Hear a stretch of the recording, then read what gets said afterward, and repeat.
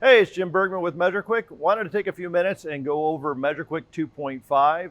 It's probably our most exciting release since the release of measureQuick because it's actually going to make it easier to use. It was, really we found out early on that that measureQuick was complicated. It required some training. It required some knowledge, some know-how, and it wasn't easy for everybody, especially picking it up out of the box, to actually be able to use it. So what we did is we actually went through and built a guided workflow that walks you step by step through the measureQuick process. And what this is going to do for you is assure that you actually get the results that we intended you to get.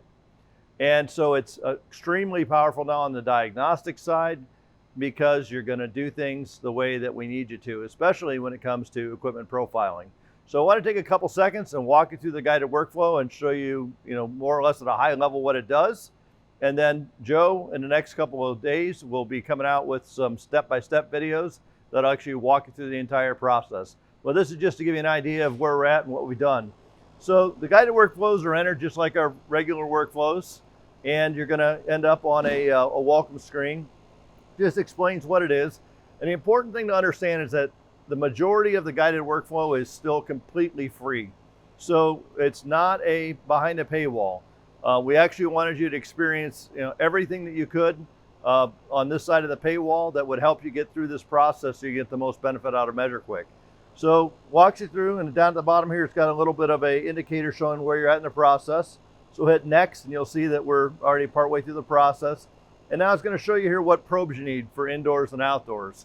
And it's going to tell you to go ahead and turn those probes on so we can start to get some measurements.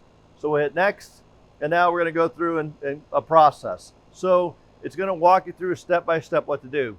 In other words, first of all, confirm the power's disconnected. So we shut off the unit here and make sure the power's disconnected. Confirm it's disconnected, yes. Next, and it walks you through your geolocation, enter your customer information, all those steps that you would do to develop all the content you need to actually make a documented report. Hit next again, and now we're back in where we got the power on to the system. So I've gone through and done all this, so I just backed up to the workflow, and now I'm walking you forward so you don't have to do it step by step here. But when to turn the power on, when to capture the electrical on the system. Next again here, we're outdoors, so we're pulling our disconnect from outside. We're getting the system ready for probe deployment and mechanical inspection. Then next again, we're going to profile our system. We're going to photo document anything that's wrong. We're going to enter our models and serial numbers for the equipment and our geolocation, power the system back on, and then we're waiting for stability and we're getting our system score.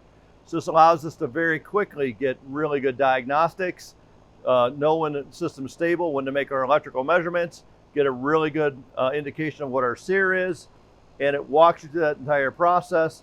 And at the end, there's a wrap up that gets you through completing and doing your tests. So at a really high level, you can see that now you can use this product, and we're going to tell you step by step what you need to do to make sure that you get the outcome that we've always engineered in the product. But it's a really awesome set of changes that we made, and I think it's going to really change the game for you and change the game for measureQuick.